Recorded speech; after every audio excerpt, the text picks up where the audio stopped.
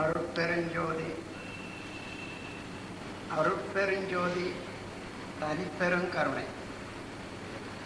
வாழ்க வையகம், வாழ்க வையகம், வாழ்க வளமுடன். குரு வணக்கம். அறிவேதான் தெய்வம் என்றார் தாய்மானார். அகத்ததுதான் மெய்ப்பொருள் என்று எடுத்துக்காட்டி அறிவதனை அறிவித்தார் திருவள்ளுவர். அவ்வறிவை அறிவதற்கு முறைகள் சொன்னார் அறிஞ திருமூலர். அப்பேரறிவில் ஆழ்ந்து ஆனந்த கவியாத்தார் ராமலிங்கர். அறிவில் அறிவாய் நிலைத்தோர் அறம் வகுத்தோர், அதை வாழ்ந்து காட்டினோர் நினைவு கூறுவோம். இந்த மேடையில் அமர்ந்திருக்கும் மதிப்புக்குரிய அறிஞர் பெருமக்களே, இந்த மகாசபையிலே நிரம்பியிருக்கும் ஆன்மீக சிந்தனையாளர்களே, தாய்மார்களே, நண்பர்களே, உங்கள் அனைவருக்கும் எனது மகிழ்ச்சியான வாழ்த்துக்களை முதலில் தெரிவிக்கிறேன். கருமையம் என்று ஜெனட்டிக் சென்டர் என்று ஆங்கிலத்தில் சொல்லக்கூடிய ஒரு பொருள் பற்றி பேச வேண்டும் என்று எனக்கு கட்டளையிட்டிருக்கின்றார். விருப்பத்தோடு அதை ஏற்றுக்கொண்டேன். காரணம், இந்த கருமையம் என்ற பொருள் பற்றி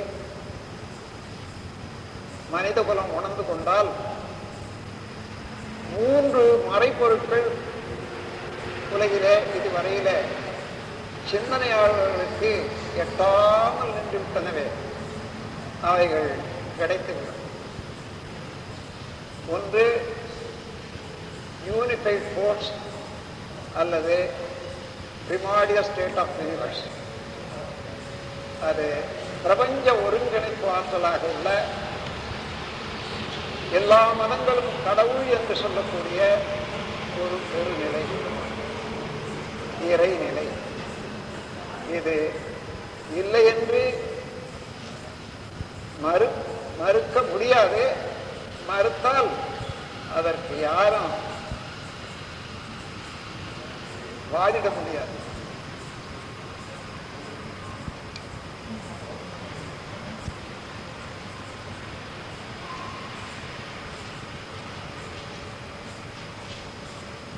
மற்றொன்று உயிர். உயிர் எல்லோர் உடலிலும் ஓடிக்கொண்டிருக்கிறது. அதை பற்றிய அறிவும் விழிப்பும் இன்னும் சமுதாயத்தில், மனித சமுதாயத்தில் வளரவில்லை. மூன்றாவது காந்த ஆற்றல். இதை முன்னோர்கள் பிரணவ சக்தி என்றும் பிரணவ ரூபம் என்றும் சொல்லியிருக்கின்றார்கள். அதனுடைய திருவிளையாடல்களை இன்னும் முழுமையாக உணரவில்லை. காரணம், விஞ்ஞானம் கணக்கிட்டு கூறக்கூடிய, புலன்களுக்கு எட்டக்கூடிய ஒரு பொருளை பற்றித்தான் நம்புகிறது, நம்ப முடியும். அதுதான் அதற்கு ஒரு எல்லை கோடு. ஆனாலும் அதை குறை சொல்ல முடியாது. அதற்கு அப்பாலும் உடலிலே இருக்கக்கூடிய உயிரை இதுவரையில மருத்துவ விஞ்ஞானிகள் பலரோடு நான் தொடர்பு கொண்டு அவர்கள் விவாதிக்க நானும் பதில் சொல்ல கேட்டிருக்கிறேன். அவர்களெல்லாம் உயிர் என்பது அப்படி ஒன்று இருக்கிறதா இந்த உடலையே, இது எங்களுக்கு சந்தேகமா தான் இருக்கு சொல்றாங்க. அப்படியா, நீங்க எந்த அடிப்படையில அதை உறுதிப்படுத்தி கூறுகின்றீர்கள் என்று கேட்டால், உயிரோடு இருக்கிற போதும், உயிர் இருக்கிற போதும் எத்தனையோ ஆளை அறுத்து பார்த்துட்டோம். மூல முடுக்கெல்லாம் தேடி பார்த்தா இந்த உயிர் கிடையாது. இது அது காரணம் புலன்களுக்கு எட்டவில்லை என்பதுதான். அதே போல காந்த ஆற்றல் என்பது ஓரளவுல இன்று விஞ்ஞானத்தார் கூட சிந்தனைக்கு எடுத்துக் கொண்டிருந்தாலும் முழுமையாக அது எல்லா இடத்திலும் நிரம்பி பரவி எவ்வாறு எல்லா இயக்கங்களையும் நடத்தி வருகின்றது என்பதையும் இன்னும் விஞ்ஞானம் எல்லாருக்கும் புரியக்கூடிய அளவில் கொண்டு வரவில்லை. வேதாந்தமும் அந்த இடத்துல கொஞ்சம் சங்கடப்பட்டு நிறுத்திட்டாங்க. காரணம், அவர்கள் உணர்ந்திருந்த போதிலும் கூட ஊமை கூறி அதை எடுத்துக்காட்ட முடியவில்லை. ஆனால் அது வேற காலம். அதனால்தான் நான் எழுதியிருக்கேன், எந்த ஒன்றறிந்திடில் இறைவன் முதல் உயிர் வரை எல்லாவற்றையும் உணர்த்துமோ அதுவே காந்தமா. முந்தையோர்கள் அகத்தளத்தால் முற்றுணர்ந்த போதிலும் மொழிவதற்கு ஊமையின்றி முட்டி மோதி நின்றனர். இந்த நாள் விஞ்ஞானமோ ஏற்றம் பெற்றதால் அதை இயங்கிடும் மின்சாரம் மூலம் எல்லாருக்கும் உணர்த்தலாம். அந்தமாம் மெஞ்ஞானத்தோடு அணுவிஞ்ஞானம் இரண்டையும் அறிந்து உய்ய பாலம் போன்ற ஆக்க ஞானம் காந்தமே என்று காந்த தத்துவ பாடல்ல எழுதியிருக்க. அன்பர்களே, இந்த 3 பொருட்களும் மறைப்பொருட்கள் தான். மறைப்பொருள் என்றால் புலன்களுக்கு எட்டாது. கால தூர பருமன் வேகம் என்ற 4ஆல கணக்கிட்டு கூற முடியாது. அதனாலதான் மறைப்பொருள் என்று சொல்றேன். அந்த மறைப்பொருளை எந்த வகையிலும் கணக்கிட்டு கூற முடியாததுனால விஞ்ஞானிகளுக்கு ஏற்ற முறையில அல்லது அவர்கள் எடுத்து ஆராய்ச்சி செய்வதற்கு இவைகளெல்லாம் பொருளாக அமையவில்லை. இப்போ சில விஞ்ஞானிகள் என்னோடு மேல நாட்டில் கூட விளக்கம் பற்றி விவாதிக்கிற போது இது ஹவு டு குவான்டிஃபை திஸ் பெனாமனா என்ற அளவில் எப்படி நீங்க ஒரு அளவிட்டு கூற முடியும், கணக்கிட்டு கூற முடியும் என்று சொல்லுகின்றார்கள். கணக்கிட்டு கூற முடியாது. ஆனாலும் உங்கள் அறிவுக்கு எட்டும்படியாக அதற்கு ஓமை கூறி விளக்கி உலக நிகழ்ச்சிகளை கொண்டு நீங்களே புரிந்து கொள்ளக்கூடிய அளவில் நான் செய்ய முடியும் என்று சொன்னேன். அன்பர்களே, இந்த இறைநிலை என்று ஒன்று எவ்வாறு இந்த பேரியக்க மண்டலத்தை இயக்கிக் கொண்டிருக்கிறது, இயங்கிக் கொண்டிருக்கிறது என்பதை தெரியாததுனால மனிதன் ஏதோ ஒரு சிறு செயல் செய்து விட்டானே, ஆனால் அதை பெரிதாக எண்ணிக்கொண்டு தன்முனைப்பு கொள்வான்.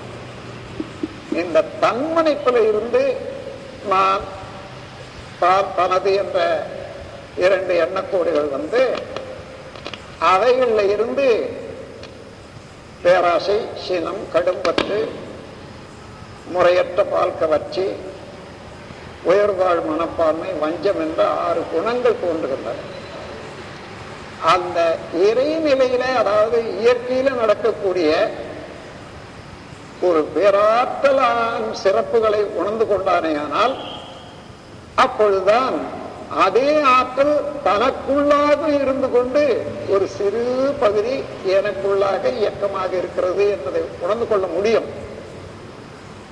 உதாரணமாக ஒரு நடையில சாதாரணமா 3 மைல் நடக்கலாம், மைலுக்கு ஓடனா 12 மைல் ஓடலாம். காரு, இன்னும் நம்முடைய விமானம், இவைகளெல்லாம் 300-400 மைல், 500 மைல், 1000 மைல் வரைக்கும் கூட போறத, 700 மைல் வரைக்கும் போறத பார்க்கணும். இது தான் செய்து விட்டதில் இவ்வளவு வெற்றி பெற்று விட்டோம் என்றாங்க. தவறு இல்லை. மனித குலத்துக்கு வாழ்க்கையில எவ்வளவோ உயர்வை அளித்தது விஞ்ஞானம் தான். அந்த விஞ்ஞானத்தோடு மெஞ்ஞானம் அதற்கு அப்பாலாக கணக்கிட முடியாத ஒரு தத்துவம், ஒரு உண்மை பொருள். அது உணர்ந்து கொண்டா விஞ்ஞானத்தினால மனிதனுக்கு எவ்வளவு நன்மை உண்டாகிறதோ அந்த நன்மையே எவ்வளவு அளவுக்கு சில இடங்கள்ல தீமையும் விளைவிக்குமோ அதை தவிர்த்து இயற்கை உண்மையை நோக்கி செல்வதுதான் மெஞ்ஞானம். மெஞ்ஞானமானாலும் விஞ்ஞானமானாலும் இரண்டுமே இயற்கையின் முழுமையை அறிய முயற்சி செய்து கொண்டிருப்பதுதான். அதுல இரண்டுமே போற்ற வேண்டியது. ஆனால் விஞ்ஞானத்தால தீமையும் வருகிறத பார்க்கிறோம்.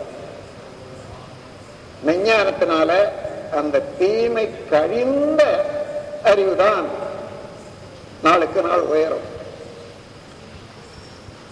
அதைத்தான் நம்முடைய இந்திய நாட்டில் ஒரு வார்த்தை, கலாச்சாரம் என்ற வார்த்தை நிலை வர்றது எல்லாருக்கும் தெரியும்.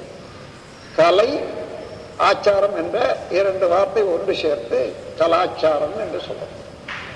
கலை என்றால் இயற்கை வளத்தை வாழ்வின் வளமாக உருமாற்றி அழகுபடுத்தி உபயோகிப்பது மனிதனுடைய வாழ்க்கை நெறி. அப்படி இயற்கை வளத்தை வாழ்வின் வளமாக மாற்றுவதெல்லாம் கலைதான். அந்த கலையின் மூலம் அந்த கலைக்காக எடுக்கக்கூடிய முயற்சி விளைவுகள் தீமை செய்யாத பார்த்து கொள்ள வேண்டும் மனித குலத்துக்கு. அத்தகைய விழிப்பு நிலையும் அதற்குரிய பாதுகாப்பும் தான் ஆச்சாரம் என்று சொல்லக்கூடியது. கலை எவ்வளவு உயர்கிறதோ அந்த அளவு ஆச்சாரம் உயர்ந்து கொண்டே போனால் கலையினால தீமை விளையாது. ஏனென்றால் இப்ப கலை எதற்காக வளர்றது? மனித குல நன்மைக்காக. மனித குல நன்மைக்காக வளரும் கலை மனிதனை அழிக்கலாமா அல்லது மனிதனுக்கு தீங்கு செய்யலாமா? கூடாது. அப்படி கூடாது என்ற உணர்வை உள்ளூர பெற்றுக்கொண்டு அந்த கலை வளர்ப்பதுதான் விஞ்ஞானம் கூடிய விஞ்ஞானமாகும். அத்தகைய விஞ்ஞானம் விஞ்ஞானத்தை தொடர்ந்து இனி வழி செல்ல வேண்டும். அது இல்லாதனால உலகிலே இவ்வளவு தூரம் விஞ்ஞானம் வளர்ந்திருக்கின்றது. விஞ்ஞானிகளுடைய எண்ணிக்கை பெருகி இருக்கிறது. இருந்த போதிலும் என்னுடைய கருத்துக்கு விஞ்ஞானிகளுடைய அறிவு முழுமையாக சுதந்திரமாக மக்கள் நலனை நோக்கி செயல்படுத்த முடியவில்லை. எந்த விஞ்ஞானியை நாம் எடுத்தாலும் ஒரு பக்கம் அரசியலுக்கு உழைக்க வந்து விடுகிறார்கள், அடுத்த பக்கம் தொழில் முறையில செல்வம் பெருக்குவதற்காக அவர்கள் உழைப்பு பயன்படுத்துகின்றார்கள். இந்த இரண்டு வகையில அவர்கள் முழுமையாக ஈடுபட்டிருக்கிற போது மனித குல நன்மையை நோக்கி எப்படி முழுமையாக செயல்பட முடியும் என்று பாருங்க. அமெரிக்காவில் ஒரு நம்ம நாட்டில் இருந்து போன ஒரு அன்பர், ஒரு கெமிஸ்ட், அவர் ஒரு நாள் என்னட்ட நான் ராஜினாமா பண்ணிட போறேங்க, வேலையை விட்டுட போறேன்றார். அது 10 ஆண்டுகளுக்கு முன்ன சொல்றேன். ஏன்னு கேட்டா எனக்கு அவங்க போற போக்கு பிடிக்கல. உங்களுக்கு என்ன சம்பளம்னு கேட்டேன். 18,000 வருஷத்துக்கு. அந்த காலத்துல இப்ப அதே ஸ்டாண்டர்ட்ல 4 பங்கு உயர்ந்திருக்கு. $18,000. அப்படியானா இப்ப அதை விட்டுட்டு என்ன செய்ய போறீங்க? வேற எதனா ஒரு கம்பெனில போக போறேன். இங்க இதற்காக நீங்க வெளியேறீங்கன்னு கேட்டேன். அதாவது டொமேட்டோ தக்காளி பழத்துல ஜூஸ் செய்யறது கம்பெனி, அது கோடிக்கணக்கான டின்கள் செலவழிது. அதுக்கு தக்காளி பழமும் சில பொருட்களை சேர்ந்து செய்யணும். அவங்க அப்படி செய்யறது இல்லை. பூசணிக்காயை வச்சு தக்காளி பழத்துக்கு பதிலாக அந்த கலரும் இதையும் போட்டு செய்யறாங்க. இதுக்கு நான் சர்டிபிகேட் பண்ணணும். அதான் என்னுடைய வேலை. எனக்கு சம்பளம் கொடுக்கறது இந்த பொய் சர்டிபிகேட்டுக்காகத்தான் சம்பளம் கொடுக்குறாங்க. அப்புறம் நான் சொன்னேன், சரி இங்க இது பரவாயில்ல, நீங்க இன்னொரு இடத்துல போனா அதை விட இன்னும் உங்களுக்கு மனசுக்கு ஒவ்வாததா செய்ய வேண்டியது வருமே, என்ன முடியும்? இல்லைங்க, இதுதான் பெரிய குற்றமா இருக்குது. என்னுடைய கருத்துக்கு இது குற்றமே இல்லை. ஏன்? மனித உடலுக்கு டொமேட்டோவோட பூசணிக்காய் ரொம்ப நல்லது. அதனால அது நீங்க தப்பா இருந்தாலும் கூட அதனால ஒரு பாவ கருத்தாகவோ பாவ பதிவாகவோ மக்களுக்கு தீமையை விளைவிக்கிறதாகவோ இல்லை. ஆனா வேற இடத்துல போனீங்கன்னா இன்னும் விபரீதமா இருக்கும். அப்படியானா நான் வேலையை விடலை, அங்கேயே தங்குறேன்னு சொன்னார். இப்படி தொழில்துறையில போற விஞ்ஞானிகளுக்கு மனம் ஒவ்வாத செயலை கூட செய்ய வேண்டியதா தான் இருக்கு. இன்னைக்கு விரிந்து வரக்கூடிய அணு ஆயுதங்களை பற்றி பாருங்க. ஒரு தடவை நமது நாட்டு அன்பர்கள் எல்லாம் அங்க விஞ்ஞானிகள் பலர் இருக்காங்க. அமெரிக்காவில் எந்த ஸ்டேட்ல போனாலும் நமது நாட்டு விஞ்ஞானிகள் எல்லா இடத்துலையும் நிரம்ப இருக்காங்க. அவர்கள் கேட்கிறாங்க, சுவாமிஜி அப்படியானா நாங்க இந்த தொழில இருந்து அதாவது ராஜினாமா பண்ணிட்டு வந்துடலாம், ஆனா நாங்க என்ன செய்யறது அதுக்கப்புறம்? நீங்க அப்படியெல்லாம் அவசரப்பட்டு செய்திட முடியாது. ஆனா சுதந்திரமாக நீங்க உங்களுடைய அறிவை பயன்படுத்துறதுக்கு சமுதாயத்துக்கு வாழ்நாள் முழுவதும் வேலை செய்றீங்களே, ரிட்டையர் ஆன பிறகு ஒரு அசோசியேஷன் அமைச்சு கொண்டு சமுதாயத்தில் உள்ள தீமையை விலக்கி நன்மை செய்யறதுக்கு என்ன உண்டோ அந்த வகையில திரும்பினீங்கன்னா, இப்ப நீங்க ஏதோ பாவம் செய்யற மாதிரி நினைச்சிருக்கீங்களே, அதுக்கெல்லாம் விமோசனம் தான் என்று சொன்னேன். உண்மையிலேயே நமது நாட்டு விஞ்ஞானிகள் பலர் இருப்பதனால அவர்களெல்லாம் பாராட்டி வந்தார்கள். அநேகமா அமைச்சிட்டு இருப்பாங்க அந்த விஞ்ஞானிகளுடைய கவுன்சில். அப்படி இந்த விஞ்ஞானம் அவ்வளவு உயர்ந்தோம். அணுக்குண்டு இப்ப செய்யறதுக்கு யார் செய்ய முடியும்? விஞ்ஞானி இல்லாத எதுக்கோ ஸ்ட்ரைக் பண்றாங்களே, விஞ்ஞானிகள் ஒரு நாளைக்கு ஸ்ட்ரைக் பண்ணா மனித குலத்துக்கு தீமையான பொருட்களை செய்யவோ அதற்கு உபயோகப்படுத்தவோ நான் வரமாட்டேன் என்ற அளவு விஞ்ஞானிகளுடைய கூட்டத்தில் ஒரு முடிவு கண்டு ஒரு ஸ்ட்ரைக் பண்ணா எப்படி இருக்கும் பாருங்க. 84வது ஆண்டு அங்க ஒரு புல்லட்டின் வெளியே வந்தது, ஒரு மேகசின்ல. அன்றைக்கு உலக நாடுகள்ல இருந்த அணுக்குண்டுகளுடைய எண்ணிக்கை உலகத்தை 200 தடவை அழிக்க போதுமானது என்று கணக்கிட்டு கொடுத்தாங்க.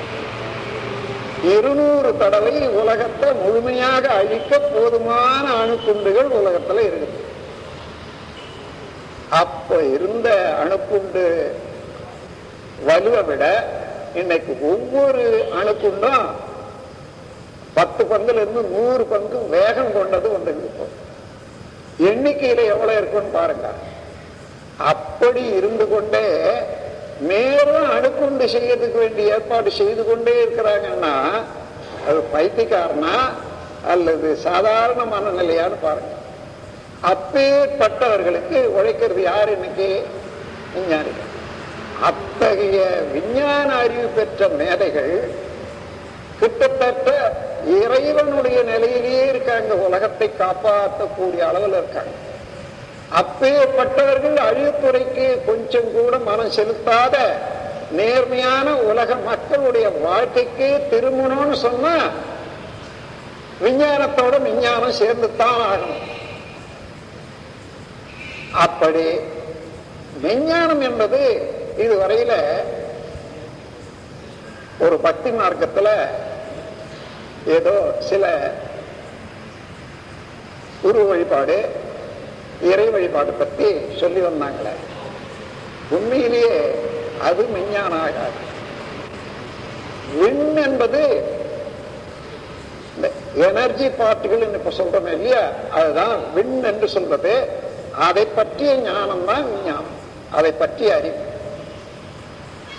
அந்த விண்ணுக்கு மூலமாக விண்ணு பிறந்த இடம் எங்க இருந்து எப்படி தோன்றியது என்பதை உணர்ந்து கொள்வதுதான் மெய்ஞானம்.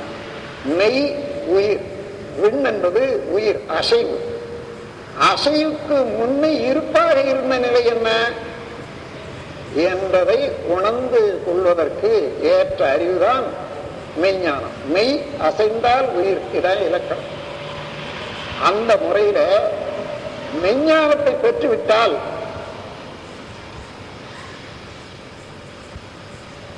எந்த சக்தி இந்த பிரபஞ்சத்தையே இயக்கிக் கொண்டிருக்கிறதோ அதுவே ஒவ்வொரு உடலிலும் உயிரிலும் ஊடுருவி இயங்கிக் கொண்டிருக்கிறது அறிவாக என்பதை உணர்ந்து கொள்ள முடியும். அப்படி உணர்ந்து கொண்டால் ஒவ்வொருவரிடத்திலேயும் அதே அறிவு மனமாகவும் உணர்ச்சியாகவும் மற்ற எல்லா செயல்களாகவும் இருக்கிறது என்று சொன்னா ஒரு மனிதனுக்கு இன்னொரு மனிதன் தீங்கு செய்ய துணிவானா? ஒவ்வொரு உடலும் அறிவின் திருக்கோயில் என்ற உண்மையை நேரடியாக உணர்ந்து கொண்டானேயானால் அது வராது. ஆகையினால விஞ்ஞானத்தோடு மெஞ்ஞானம் கலக்கணும். அந்த உணர்வுக்கு முதல் வித்திட்டவர் நமது நாட்டிலே ஒரு விஞ்ஞான நண்பர் பெரியார் குருசாமி அவர்கள். இது இன்று தெரியாது, போக போகத்தான் உலகத்துக்கு தெரியும். விஞ்ஞானத்தோடு எப்ப இணைக்கலாம்? அவன் அணுக்குண்டு செய்து கொண்டே இருக்கிறான். அங்க போயப்பா நீ அதை செய்யாத, மனிதன் மேல கருணை வைன்னு சொன்னா நிப்பானா? இங்க விஞ்ஞானம் தொடங்கும் போதே அந்த மாணவர்களிடையே இந்த எண்ணத்தை, இந்த உண்மை நிலையை உணரச் செய்து விட்டா அப்போதுதான் பலன் கொடுக்கும்.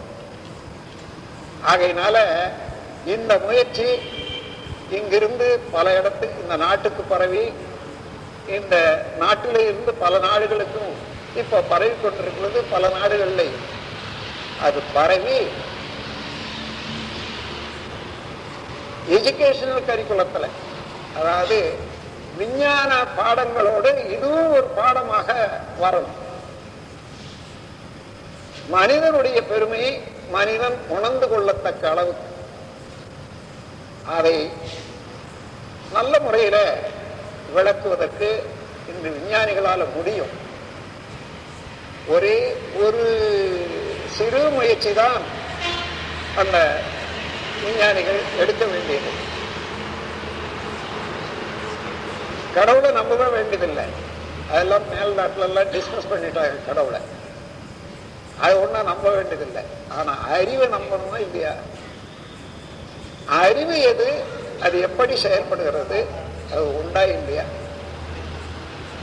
அதை தெரிந்து கொண்டா அதுவே எல்லா வழியும் காட்டிடும்.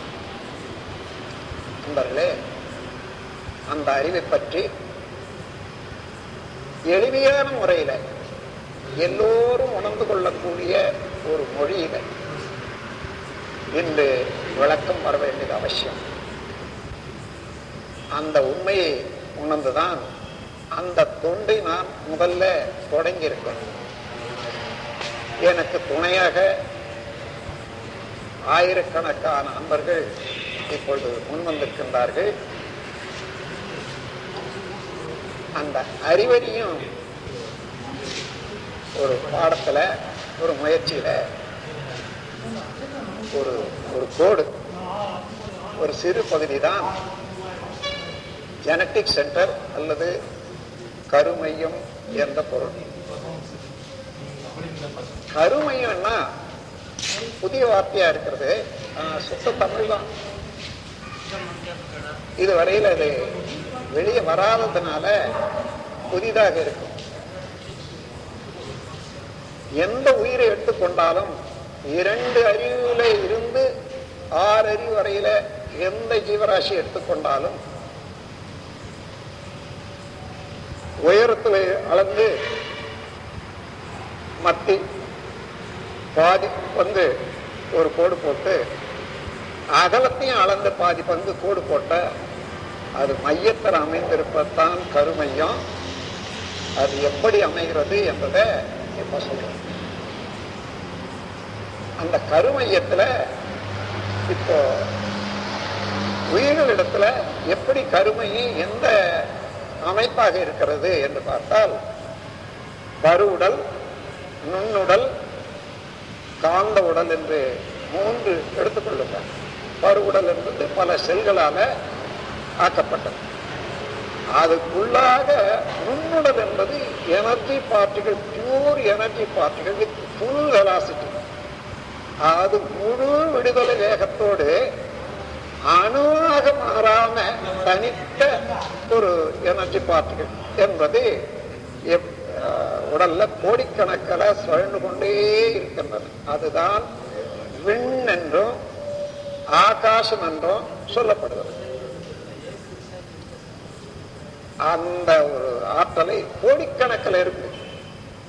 அதைத்தான் நுண்ணுடல் என்று சொல்லுகிறோம். ஆஸ்ட்ரல் பாடி என்று ஆங்கிலத்தில் சொல்வார்கள், சூக்கும சரீரம் என்று சொல்வார்கள். அதுதான் நுண்ணுடல். அதற்கு மேலாக காந்த உடல், பிரணவ சரீரம், காசல் பாடி என்றெல்லாம் சொல்றாங்க. அது என்ன என்றதை இப்ப விளக்க. இந்த நுண்ணுடல் என்பதை ஒப்புக்கொள்ளல என்று சொன்னா காந்த சரீரத்தை ஒப்புக்கொள்ள முடியாது, புரிந்து கொள்ள முடியாது. காரணம் என்னன்னா, இது பேரியக்க மண்டலம் முழுவதிலும் தனித்த எனர்ஜி பார்ட்டிகள், அதாவது விண் துகள் நிரம்பி இருக்கின்றன.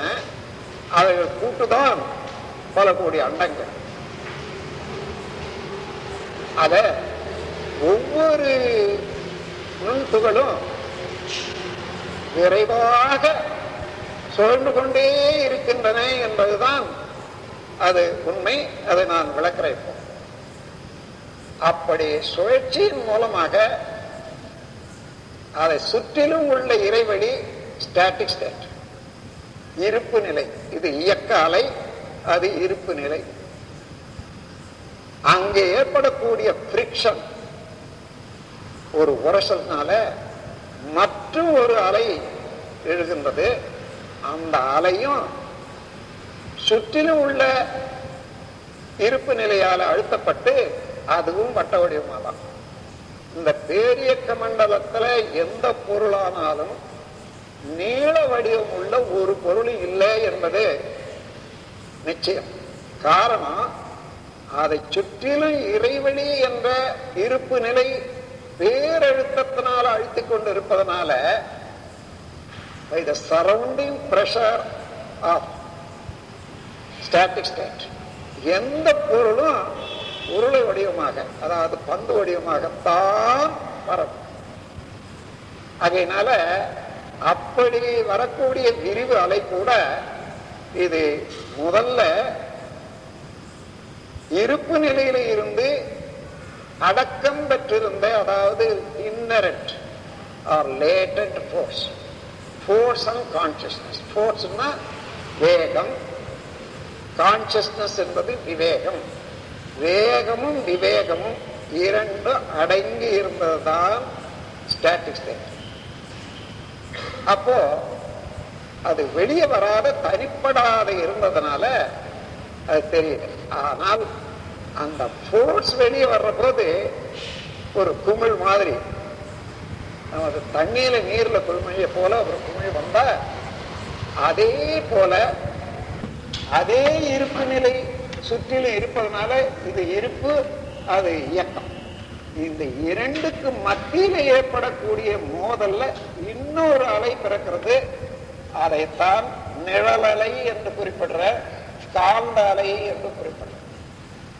அந்த அலைதான் அழுத்தமாக, ஒளியாக, ஒலியாக, சுவையாக, மனமாக, உயிர்கள மனமாக 6 வகையான நிகழ்ச்சிகளாக பிரபஞ்சத்துல உள்ளன.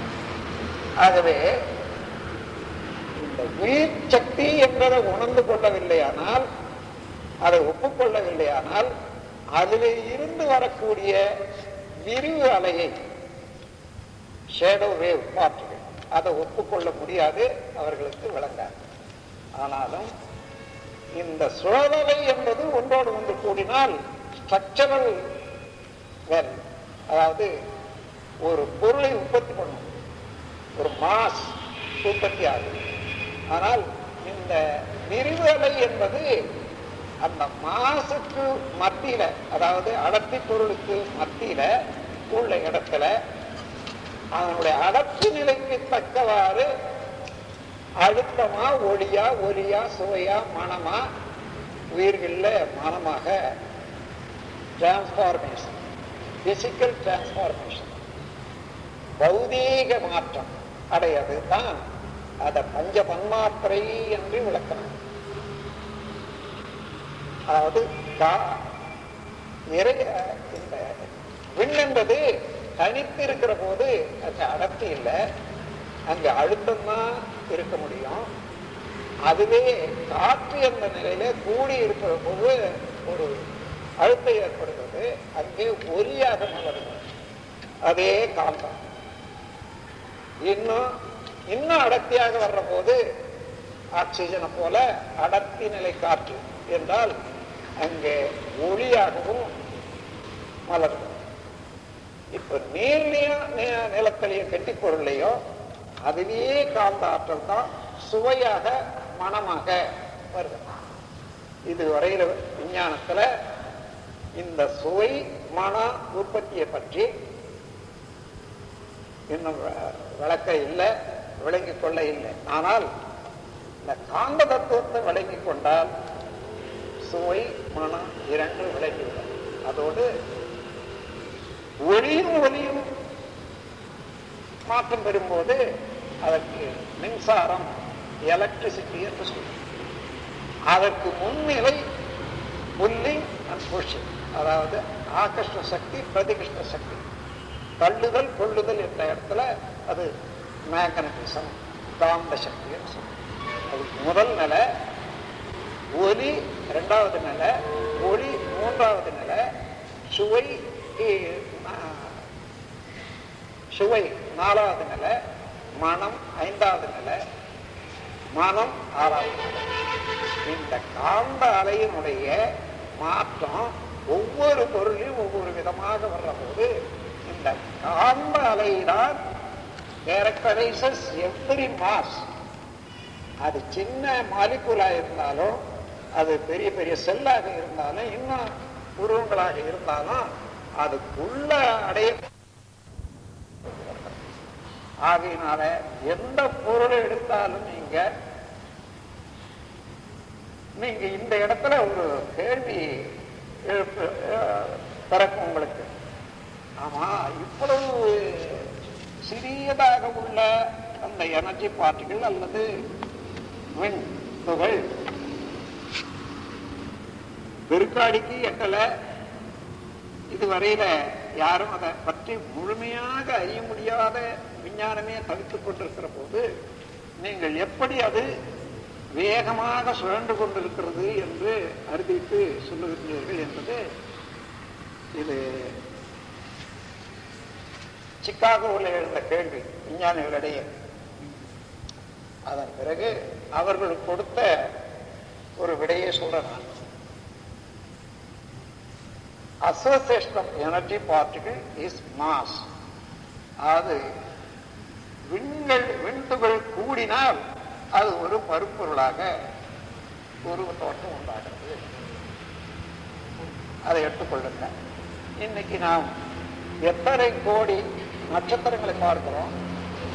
நட்சத்திரம்னா ஒவ்வொரு நட்சத்திரம் ஒரு சூரியன் தான். அவைகளெல்லாம் இன்னும் கோள்கள். செவ்வாய், புதன், வீனஸ், இவைகளெல்லாம் கோள்கள் தான். எது எடுத்து பார்த்தாலும் எல்லாமே சுழன்று கொண்டுதான் இருக்கின்றன என்பதை எல்லாரும் உணரும். அப்படி சுழன்று கொண்டே இருக்கிறது என்று சொன்னா எங்க இருந்து அவற்றுக்கு சக்தி உண்டாகிறது, அது எப்படி உண்டாகிறது என்ற கண்டுபிடிக்கணும்னா எதனால அது ஆக்கப்பட்டது. நுண்ணிய பரமாணுக்கள் இணைந்து ஆக்கப்பட்டதுனால அந்த நுண்ணிய பரமாணு விண்ணில அந்த சுழல் வேகம் இல்லையானால் அது கூடிய ஒரு கூட்டம், ஒரு கோள் சுழலாது. அப்போ அதனுடைய வேகம் எவ்வளவு இருக்குன்றத கணக்கிட முடியவில்லை. ஆனாலும் ஒரு உத்தேசமா உங்களுக்கு சொல்றேன். சூரியனுக்கும் பூமிக்கும் 90 கோடி மைல் இருப்பதாக கணக்கு இடப்பட்டது.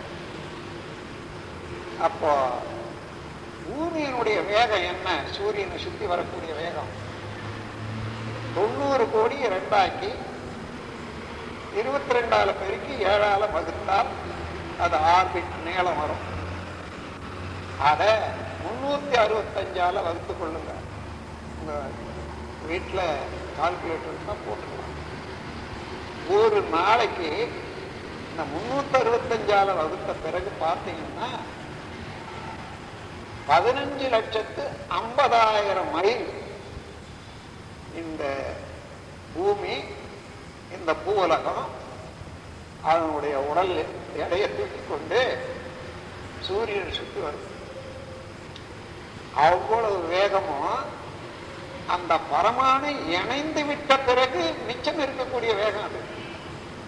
ஒவ்வொன்றும் சுழண்டு கொண்டே இருக்கிறது. அதுல இருந்து மீதமான வேகம் எல்லாத்தையும் சேர்த்து சுழலுது. அப்போ அந்த பரமாணுனுடைய வேகம் எவ்வளவு இருக்கும்? அது மாத்திரம் இல்ல, சூரியனுக்கும் அந்த பூமிக்கும் 90 கோடி மைல், 9 கோடி மைல் என்று சொன்னா இந்த 9 கோடி மைல் எந்த பக்கம் போனாலும் கிட்டத்தட்ட ஒரே வேகம், ஒரே தூரம் இருக்கு.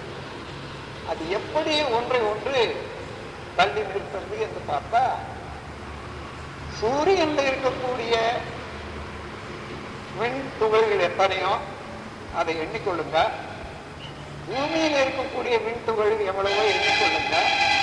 ஒவ்வொன்றிலும் இருக்கக்கூடிய ரிபல்சிவ் ஃபோர்ஸ், அதனுடைய சுழற்சியினால வரக்கூடிய தள்ளும் சக்தியை கூட்டி பார்த்தா இந்த 9 கோடி மைல் தூரம் வரையில இந்த சூரியன்ல இருக்கக்கூடிய வேகம் பூமியில இருக்கக்கூடிய வேகம் ரெண்டும் கூட்டினால்தான் வரும்.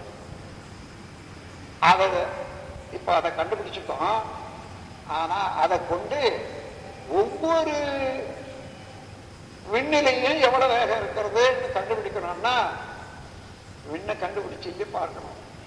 முடியாத காரியம்.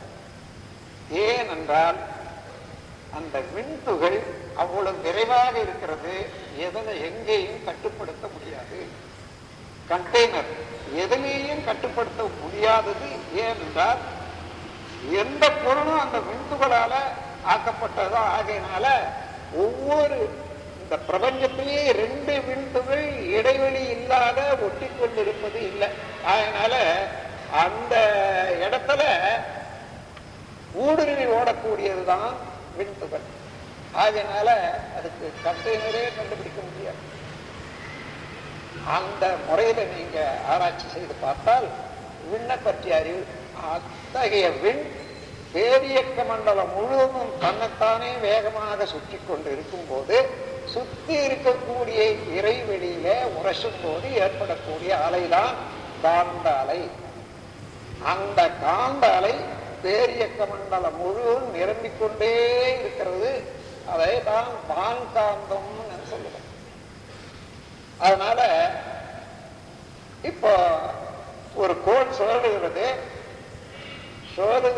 என்ற போது லேசான பொருள் எல்லாம் மேல தள்ளுது, கெட்டியான பொருள் எல்லாம் மைய நோக்கி இழுக்கிறது. அந்த மைய நோக்கி இழுக்கிறதுக்கு காரணம் காந்த ஆற்றல் தான். அங்கே காந்த ஆற்றல் மையம் கொண்டு இருப்பதனால கனத்த பொருள் எல்லாம் அங்கே இழுக்கிறது, லேசான பொருள் எல்லாம் வெளியே தள்ளுது. அதனால ஒவ்வொரு கோளுக்கும் மையம் ஏற்பட்டுகிறது. அதை சென்டிமீட்டர் ஃபோர்ஸ் என்று சொல்லுது. இது ஒண்ணு. இதற்கு முன்னதாக இந்த விண் என்பது வேகமாக சுழன்று கொண்டே இருக்குதுன்னு சொல்லணும். அந்த சுழற்சியில கூட விரைவாக சுழலக்கூடிய எதுவானாலும் அதனுடைய பெரிபெரி சுற்றுப்புறம் எவ்வளவு வேகம் உள்ளதோ அதே விரைவு நடுமையம் இருக்காது. வர வர குறைந்து கொண்டே போகும். There is a point in the center where there is no motion at all. அங்கே ஒரு மையத்துல ஒரு புள்ளி இருக்கும், அந்த புள்ளியில மோஷனே இருக்காது. அது எல்லாம் வந்து போகலாம். அதே போலதான் விண்ணுக்கும். அந்த விண்மையத்திலே அம்மாதிரியான புள்ளி அமைந்து சுற்றுப்புறம் தள்ளு சக்தியாகவும் மையம் ஈர்ப்பு சக்தியாகவும் அமைந்துதான் இந்த சுற்றுப்புறம் சுற்று சக்தி எவ்வளவுக்கு எவ்வளவு குறைகிறதோ அந்த அளவுக்கு விண்ணோட விண் நெருங்கி இயங்க முடிகிறது. அப்ப நெருங்கி இயங்குவதற்கு விண்ணினுடைய சுழல் குறையணும். விரைவு அதிகமானா தள்ளி நிற்கும். அதே போலதான் இந்த பேரியக்க மண்டலத்தை ஒரு வட்ட வடிவமாகவே எடுத்துக்கொள்ளணும். ஏனென்றால் இரண்டா பிரிச்சு கொள்ளுங்க பேரியக்க மண்டலத்தை, பிரபஞ்சத்தை, யூனிவர்ஸ். ஒன்று இருப்பு மண்டலம், இன்னொன்று இயக்க மண்டலம். இந்த இயக்க மண்டலம் என்பது மரமான விண் முதல் கொண்டு அதனால் ஆகிய கூட்டு சேர்க்கை எல்லாமே சேர்ந்ததுதான் இயக்க மண்டலம். எல்லாமே இயங்கிக் கொண்டிருக்கிறது. நிலையான பொருள், நிலையான சக்தி ஒன்றுமே இல்லை. அதற்கு அப்பாலாக உள்ளதுதான் இருப்பு மண்டலம், நிலையானது. இந்த விண் என்ற ஒரு சக்தி எந்த இடத்துல பிறந்ததோ அதுதான் அது. ஆகையினால இப்ப இந்த இயக்க மண்டலத்தை சுற்றிலும் உள்ள இருப்பு மண்டலம் எல்லாவற்றையும் சேர்த்து அழுத்தி கொண்டிருக்குது. அது அதனாலதான் அது பேராற்றல், ஆல்மைட்டி என்று நாம் சொல்றோம். அப்படி அழுத்தி கொண்டிருப்பதனால இந்த பேரியக்க மண்டலத்தில் உள்ள எந்த கோளும் ஒன்றை விட்டு ஒன்று பிரிய முடியவில்லை. அதே நேரத்தில் ஒவ்வொரு கோளும் பல கோடி அணுத்துகளால ஆனதுனால ஒவ்வொரு அணுவும் ரிபல்சிவ் ஃபோர்ஸ், தள்ளு சக்தி உடையதுனால ஒன்றை ஒன்று தள்ளி நிறுத்தி கொண்டிருக்குது, ஒன்றுபட முடியாது. அப்போ ஒன்றுபடுத்த முடியாத தள்ளி நிறுத்துவது, இடைவெளியை பாதுகாத்துக் கொள்வது ரிபல்சிவ் ஃபோர்ஸ், தள்ளு சக்தி. அது அதை விட தூரம் போக முடியாத எல்லாவற்றையும் ஒடுக்கி நிற்பது இறைவெளி, இருப்பு நிலை. இந்த இரண்டையும் உணர்ந்து கொள்ள வேண்டுமானால் காந்த சக்தியை உணர்ந்து கொள்ள வேண்டும். இந்த காந்த அலை எழுகிறதே, இது அலை, வேகம், விரைவு. எங்கே போகிறது? இருப்பு நிலையில. இருப்பு நிலையில இயக்க அலை சேரும் போது இருப்பு நிலையும் இயக்க அலையும் சேர்ந்ததுதான் வான்காந்தம், காந்த சக்தி. அது எங்கு நிரம்பி இருக்கிறது? பேரியக்க மண்டலம் முழுமையும். அதை ஒரு எந்திர சாதனம் மூலமாக அதை விட கொஞ்சம் விரைவாக சுழல் வேகம் கொடுக்கிற போது அதை இன்டென்சிஃபை, அதாவது திசை மாறி அழுத்தம் ஏற்படுகிறது. அந்த அழுத்தத்தை சேமித்து மீண்டும் செலுத்தி நாம் மின்சாரமாக உபயோகிக்கிறோம். அப்ப மின்சாரத்தை கொண்டு காந்த சக்தியை தெரிந்து கொள்ளலாம். அந்த காந்த சக்தியை கொண்டு இருப்பு நிலை, இயக்க அலை இரண்டையும் தெரிந்து கொள்ளலாம். அந்த காந்த சக்தியை தெரிந்து கொள்ளும் போது கண்ணுக்கு காணாத இருப்பு நிலையை பற்றியும் காணக்கூடிய இயக்க அலையால உண்டான இந்த பேரியக்க மண்டலத்தை பற்றியும், இந்த இரண்டுக்கு இடையே உள்ள ரகசியம் காந்த ஆற்றல் தான். அதே காந்த ஆற்றல்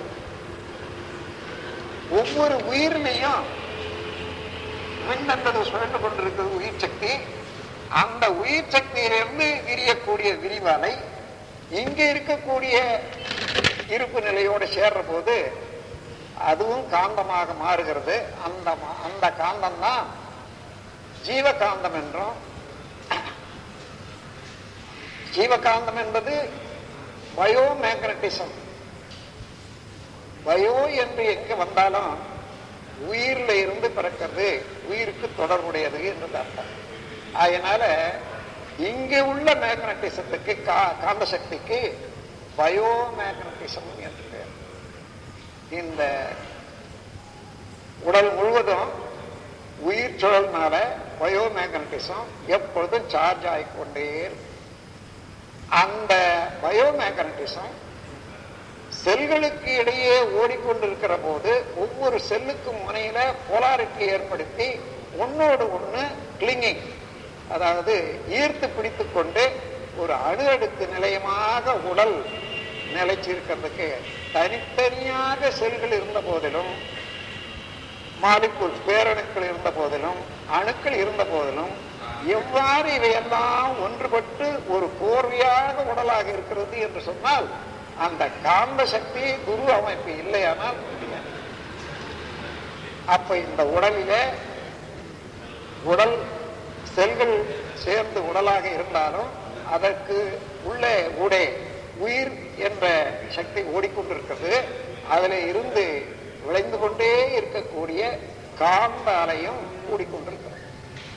இந்த சுழற்சியில ஒரு மையம் உண்டாய்ப்போம். எந்த பொருள் சுற்றினாலும் மையம் அமைவது போல காந்த மையம் முதல்ல அமையுது. அந்த காந்த மையத்தை ஒட்டி உயிர் சக்தியும் கூட அந்த இடத்துல இன்டென்சிஃபை, அழுத்தம் அதிகமாகும்.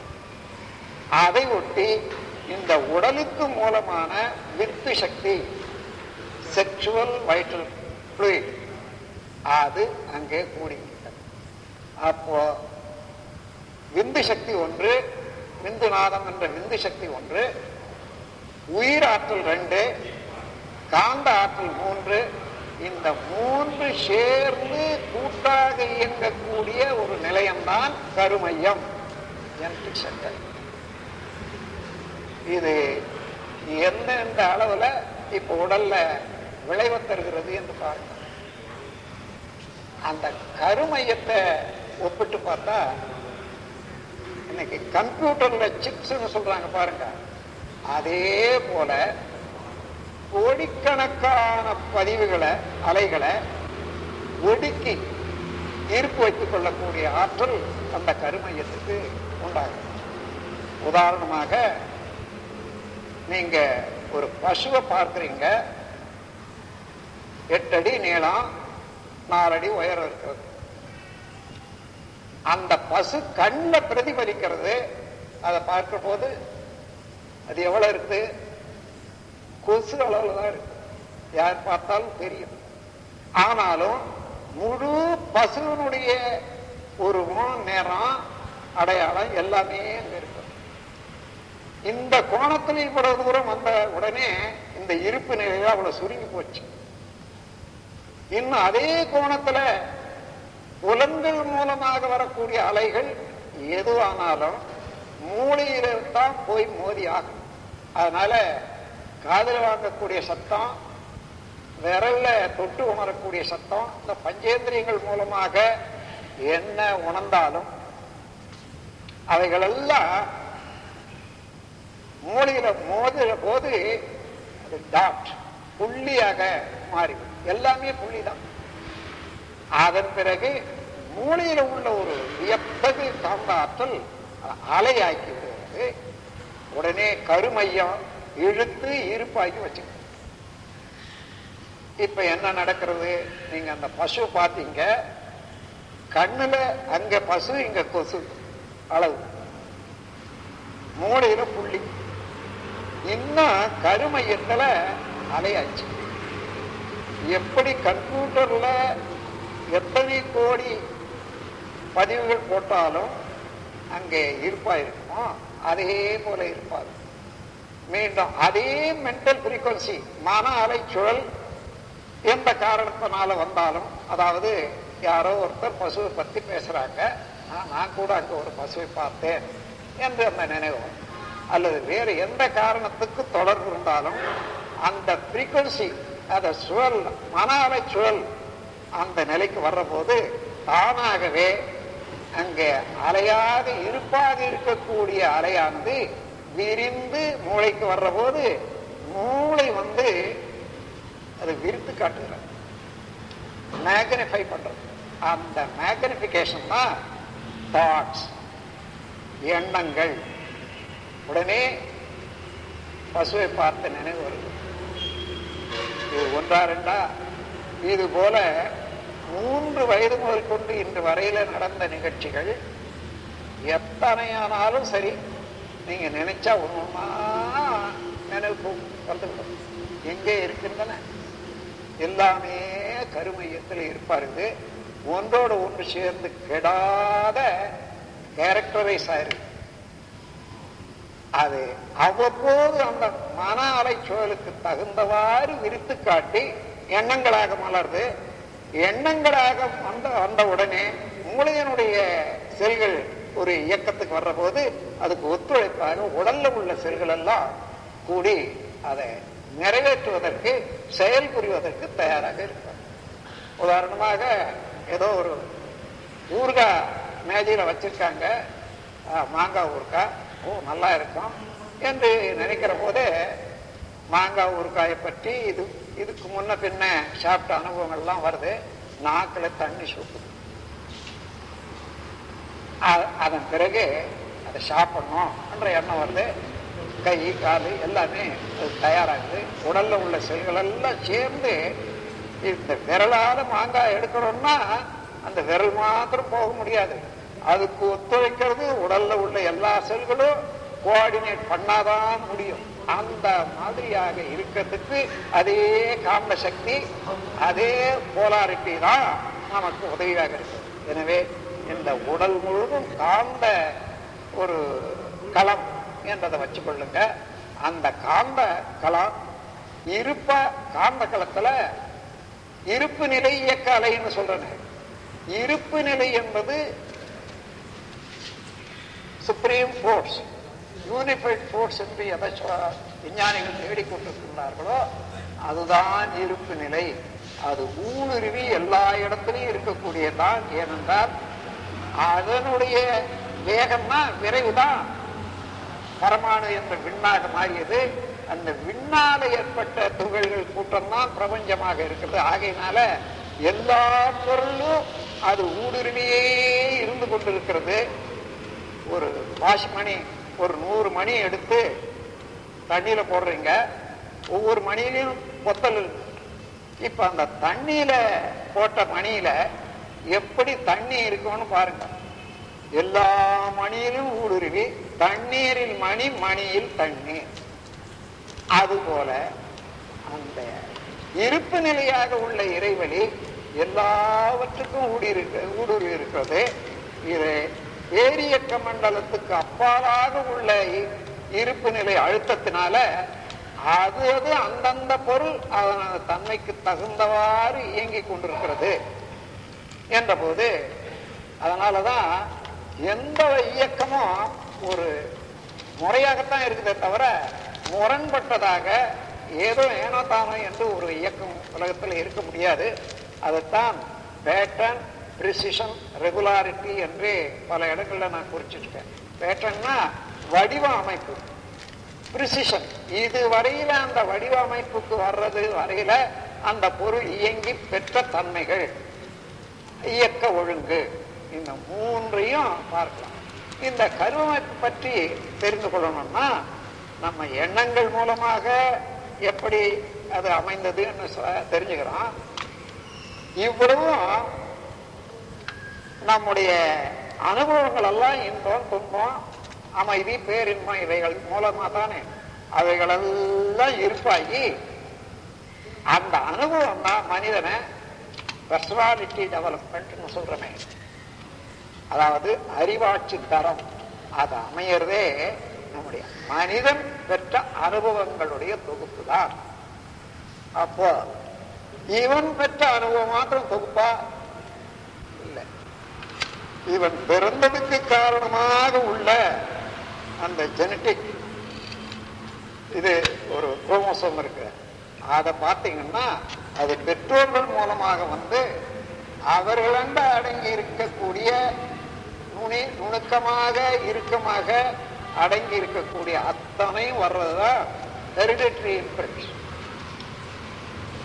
கருவமைப்பின் மூலமாக வரக்கூடிய. அப்படி ஒருவருக்கு முன்னே நடந்த ஒரு இயக்கம் தாய் தந்தையர்கள், அவர்களுக்கு முன்னே என்று எடுத்துக்கொண்டு போனால் பல கோடி தலைமுறைகளை எல்லாம் தாண்டி முதல் மனிதன் தோன்றினானே, அதிலே இருந்து இன்று வரையில எங்கேயுமே இடைவெளி இல்லாதது எதுவோ அதுதான் கருமைய தொடர். ஒவ்வொரு பிறவியிலையும் ஒவ்வொரு ஜெனரேஷன்லையும் என்ன நடந்ததோ அவையெல்லாம் இருப்பு வைத்துக் கொண்டு இப்போ நாம் இருக்கிறோம்னு சொன்னா அத்தனை கோடி தலைமுறையில பெற்ற அனுபவங்கள் எல்லாம் அடக்கம் பெற்று இருப்பதுதான் கருமையம். அது எந்த சந்தர்ப்பத்துல எந்த நேரத்துல தேவைக்கு தகுந்தவாறு மனாலை நீளத்துக்கு தகுந்தவாறு ஒவ்வொரு கேரக்டர் ஒவ்வொரு குணங்கள் வெளியாகுமே தவிர மற்றதெல்லாம் இருப்பாகவே இருக்கும். இதை நாம் உணர்ந்து கொண்டோமானால் அதை தான் ஆன்மா என்று சொல்றோம். ஆன்மான்னா அப்போ மனிதன் இறந்து விட்டான், அங்க என்ன போறது என்றால் வித்து கழிந்து வெளியாகுது. அப்போ உயிரும் காந்த மையமும் இரண்டும் உடனே கலஞ்சிட முடியாது.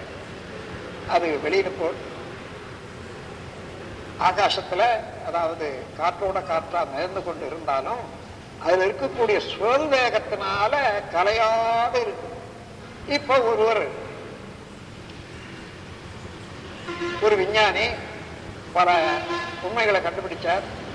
இன்னும் எதுவும் கண்டுபிடிக்கணும்ன்றது இருக்குது, அல்லது கண்டுபிடித்ததை உலகத்துக்கு சொல்லணும்ன்ற எண்ணம் இருக்குது. அது நிறைவு பெறவில்லை. அந்த எண்ணம் மாத்திரம் அங்க பதிவாயிருக்கு. அதே பொருளை பற்றி இன்னொரு விஞ்ஞானி ஆராய்ந்து கொண்டே இருக்கிறாருன்னு வச்சுக்கலாம். இங்க அந்த ஸ்பெசிபிக் ஃபங்க்ஷன் அதனுடைய தரம் ஒன்றாகி நுண்ணலை நீளத்தினால இரண்டும் யூனிவர்சல் மேக்னட்டிசத்தின் மூலமாக வான்காந்தத்தின் மூலமாக இரண்டும் தொடர்பு ஏற்படுற போது அந்த கருமையும் இங்க வாழ்ந்து கொண்டு இருக்கக்கூடியவர்களோட வந்து ஒட்டிக்கொள்ளும், சேர்ந்து விடும், இணைந்து விடும். ஏன்னா கருமையத்துக்கு ஈர்ப்பு சக்தி உண்டு.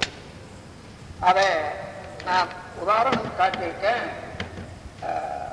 ஒரு ஒரு இடத்துல அது ஒரு சுழற்தட்டு விளையாட்டுன்னு இருக்கு, அதை பூமராங்கன்னு சொல்லுவாங்க. அது விட்டு எரிஞ்சோம்னா அது சுழண்டு விட்டு அவனாண்டியே வரும். அதே போல நம்முடைய எண்ணங்கள், நம்முடைய செயல்கள் ஒவ்வொன்றும் அலையாக மாறுகிறது. அந்த அலை நம்ம இடத்துல வந்து வெளியாடுற போது நேரடியாக எந்த அலையும் இந்த இந்த பேரியக்க மண்டலத்தை போகவே முடியாது. காரணம், எங்குமே இருப்பு நிலை நிறைந்திருப்பதனால இயக்க அலையோடு எந்த வேகத்துல போனாலும் அந்த வேகத்துக்கு தகுந்தவாறு ஒரு அளவு தடுப்பு, அந்த தடுப்பு வளைத்து விடும். அப்படி வளைகிற வளைவு இந்த விரைவுக்கு தகுந்தவாறு தூரமான வட்டம் போட்டாலும் மீண்டும் அதே இடத்துல வந்து அந்த கருமையும் மறுபடியும் இருக்குது. அப்போ எந்த இடத்துல இருந்து புறப்பட்டது அந்த விரைவு, அதே போல எந்த கருத்தோடு புறப்பட்டது அந்த கருத்து செயல்பட்டது, செயல்பட்ட பிறகு அங்கே இருக்கக்கூடிய சக்தியோடு சேர்ந்து கொண்டு வந்து மீண்டும் நம்மோடவே அத்தகைய ஆற்றல் பெற்றதுதான் கருமை. ஆகையினால நீங்க ஏதோ ஒரு எண்ணிக்கொண்டு இருக்கீங்க, இந்த எண்ணத்துக்கு அல்லது அந்த அறிவுக்கு ஒத்த கருத்து இன்னொரு ரெண்டு இருக்கு. அவங்க வாழ்ந்து கொண்டு இருந்தாலும் சரி, முடிந்து போறவங்கனாலும் சரி, உங்களுக்கும் அவர்களுக்கும் கட்டாயம் ஒரு இணைப்பு வந்தே தீரும். ஏன்னா இந்த பேரியக்க மண்டலம் முழுவதும் காந்த சக்தி இருப்பதனால இந்த இரண்டு காந்தமும் அந்த கருத்து ஒரே கருத்து என்ற ஒன்றால இணைக்கப்படுவதனால அங்க இருந்து இதுக்கு பாஸ் ஆயிடும். வாழ்க வளமுடன், வாழ்க வளம்.